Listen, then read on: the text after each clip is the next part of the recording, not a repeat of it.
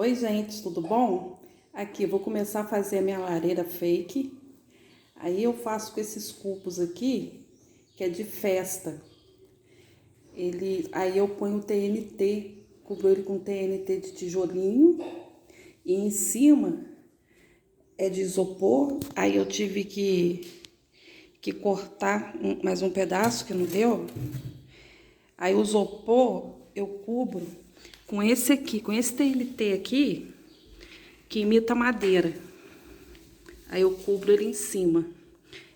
E ali nos cubos eu coloco esse aqui que imita tijolinho. Então, gente, eu encapei os cubos e coloquei na parede também o TNT. Agora eu vou fazer a parte de cima. Agora eu encapei a parte de cima do isopor. Aí agora só falta decorar.